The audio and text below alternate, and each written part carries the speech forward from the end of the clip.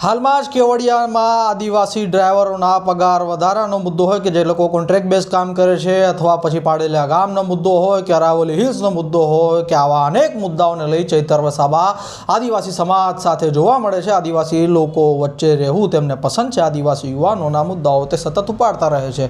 ત્યારે આ વાત ઘણા લોકો સ્વીકારે છે પણ ઘણા લોકો તેમના વખાણ પણ કરે છે, સાથે સાથે ઘણા લોકો રાજકીય રીતે તેમની ટીકા પણ કરે છે।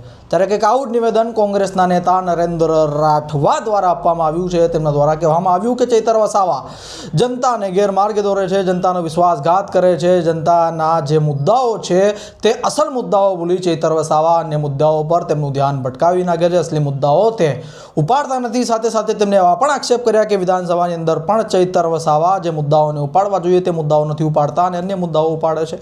ત્યારે તમામ વાતો તો સ્વીકાર્ય છે, કારણ કે એક રાજનેતા બીજા રાજકારણી પર આક્ષેપ કરી શકે તેમાં આપણે વચ્ચે ન બોલવું જોઈએ, પરંતુ તેમને એક શબ્દ એવો વાપર્યો કે જેમાં તેમને ઉલ્લેખ કરતા એવું કહ્યું કે ચૈતર વસાવા લુચ્ચું પ્રાણી છે।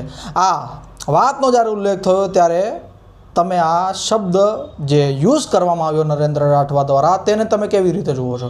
કારણ કે કોઈ પણ રાજકારણી કે જે જાહેર જીવનનો માણસ છે, જે જાહેર જનતાને સંબોધિત કરતો હોય છે, જાહેર જીવનમાં રહી તેના બધા જ કામ કરતો હોય છે, તેને લુચ્ચું પ્રાણી જેવા શબ્દથી સંબોધવું કેટલું યોગ્ય છે? અને એ જ વ્યક્તિ સંબોધે કે જે પોતે પણ જાહેર જીવનમાં રહેનારો માણસ છે।